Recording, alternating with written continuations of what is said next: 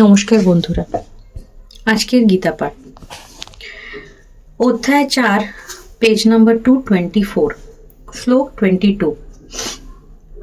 যৎ যৎ ছা লাভ সন্তুষ্ট দ্বন্দ্বাতীত বিমোদস্বর সম সিদ্ধা বসিদ্ধৌ চ কৃত্যাপি ন নিবদ্ধতে।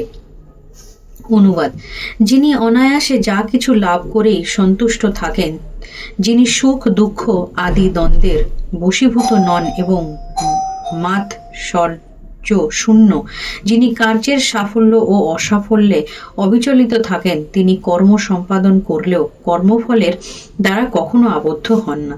তাৎপর্য: কৃষ্ণ ভাবনার অমৃত লাভ করেছেন যে মানুষ, তিনি তার শরীর সংরক্ষণের জন্য অতিরিক্ত প্রয়াস করেন না।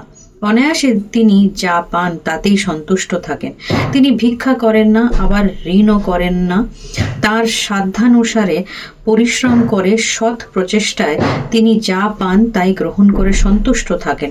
তাই তার জীবিকা নির্বাহের ব্যাপারে তিনি সম্পূর্ণভাবে স্বাধীন।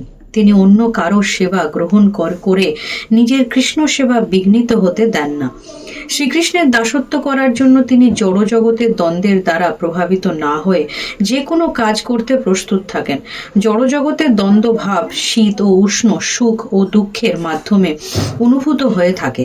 কৃষ্ণ ভাবনাময় ভক্ত দ্বন্দ্বের অতীত, কেননা শ্রীকৃষ্ণের প্রীতির জন্য তিনি কোনো কিছু করতেই দ্বিধাবোধ করেন না। তাই সাফল্য ও ব্যর্থতায় তিনি সমভাবাপন্ন। পূর্ণরূপে যিনি ভগবত তত্ত্ব জ্ঞান লাভ করেছেন, তার মধ্যে এই সমস্ত লক্ষণগুলি প্রকট হয়। শ্লোক 23। গত সংঘর্ষ মুক্তস্য জ্ঞানাবস্থিত চেতস যজ্ঞায়া চরত কর্ম সমগ্রং প্রবিলীয়তে। অনুবাদ: জড় প্রকৃতির গুণের প্রভাব থেকে মুক্ত চিন্ময় জ্ঞাননিষ্ঠ ব্যক্তি যজ্ঞের উদ্দেশ্যে যে কর্ম সম্পাদন করেন, সেই সকল কর্ম সম্পূর্ণরূপে লয়প্রাপ্ত হয়। তাৎপর্য: কৃষ্ণ ভক্তি লাভ করে যখন কেউ দ্বন্দ্বভাব থেকে মুক্ত হন, তখন তিনি প্রকৃতির ত্রিগুণের কলুষ থেকে মুক্ত হন। ভগবান শ্রীকৃষ্ণের সঙ্গে তার নিত্য সম্পর্কের কথা উপলব্ধি করতে পারার ফলে তিনি মুক্তি লাভ করেন এবং তখন তার কোন মন কৃষ্ণ ভাবনা থেকে বিচলিত হয় না। তখন তিনি যা কিছু করেন তা কেবল আদি বিষ্ণু শ্রীকৃষ্ণের জন্যই করেন। তাই তার সমস্ত কার্যকর্ম যজ্ঞময় হয়ে ওঠে, কারণ যজ্ঞের উদ্দেশ্য হচ্ছে যজ্ঞেশ্বর বিষ্ণু শ্রীকৃষ্ণকে তুষ্ট করা। এই ধরনের সমস্ত কাজকর্মই তখন অপ্রাকৃত স্তরে প্রবিষ্ট হয়। তাই তাকে আর কর্মফলজনিত ক্লেশ ভোগ করতে হয় না। শ্লোক 24। ব্রহ্মার্পণং ব্রহ্ম হবির ব্রহ্মাগ্নৌ ব্রহ্মণা হৃতম ব্রহ্মণৈব তেন গন্তব্যং ব্রহ্মকর্ম সমাধিনা। অনুবাদ: যিনি কৃষ্ণ ভাবনায় সম্পূর্ণভাবে মগ্ন, তিনি অবশ্যই চিৎজগতে উন্নীত হবেন, কারণ তার সমস্ত কার্যকলাপ চিন্ময়। তার কর্মের উদ্দেশ্য চিন্ময় এবং সেই উদ্দেশ্যে তার নিবেদিত সবকিছুই চিন্ময়। তাৎপর্য: কৃষ্ণ ভাবনায় ভাবিত কর্মের প্রভাবে কিভাবে পরমার্থ সাধিত হয় তা এখানে বর্ণনা করা হয়েছে। কৃষ্ণ ভাবনায় বিভিন্ন প্রকারের কর্ম আছে এবং সেগুলি পরবর্তী শ্লোকগুলিতে বিশদভাবে বর্ণনা করা হবে, কিন্তু এখন এখানে কেবল কৃষ্ণ ভাবনার মূল তত্ত্ব বর্ণনা করা হচ্ছে। বদ্ধ জীব জড় কলুষের দ্বারা কলুষিত হওয়ার ফলে তাকে নিশ্চিতভাবে জড়জাগতিক অবস্থার মধ্যে কর্ম করতে হয়, কিন্তু তা সত্ত্বেও তাকে এই পরিবেশ থেকে বেরিয়ে আসতে হবে। যে পন্থা অবলম্বন করে বদ্ধ জীব জড় পরিবেশ থেকে মুক্ত হতে পারে তাকেই বলা হয় কৃষ্ণ ভাবনামৃত বা ভগবতোক্তি।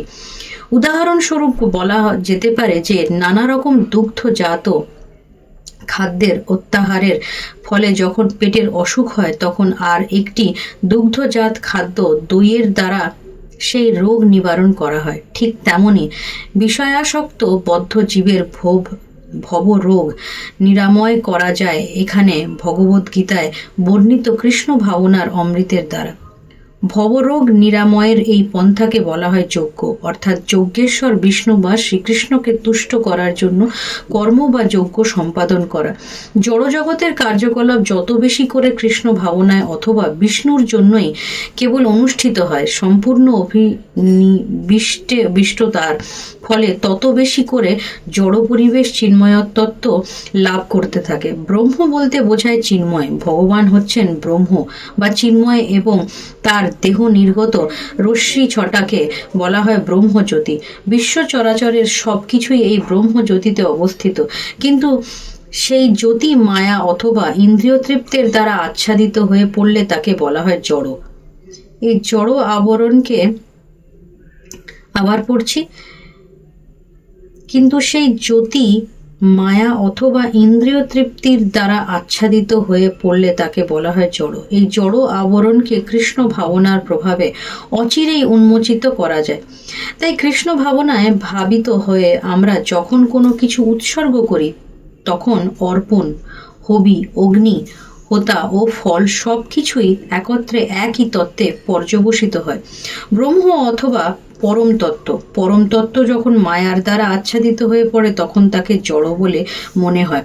আবার এই জড় পদার্থ দিয়ে যখন পরম তত্ত্ব বা ভগবানের সেবা করা হয়, তখন তা আবার চিন্ময় তত্ত্ব প্রাপ্ত হয়। কৃষ্ণ ভাবনায় জড় চেতনাকে ব্রহ্ম অথবা পরম স্তরে উন্নীত করার একটি পন্থা। মন যখন সর্বতোভাবে কৃষ্ণ ভাবনায় মগ্ন থাকে, তখন তাকে বলা হয় সমাধি। এই প্রকার অপ্রাকৃত চেতনায় যখন কোনো কিছু করা হয়, তখন তাকে বলা হয় যজ্ঞ। এই চিন্ময় চেতনায় অর্পিত হবি, অগ্নি, হোতা এবং ফল বা অন্তিম লাভ সবই ব্রহ্মময় হয়ে ওঠে। সেটিই হচ্ছে কৃষ্ণ ভাবনার পদ্ধতি। আজ এখানেই শেষ করলাম বন্ধুগণ, ধন্যবাদ।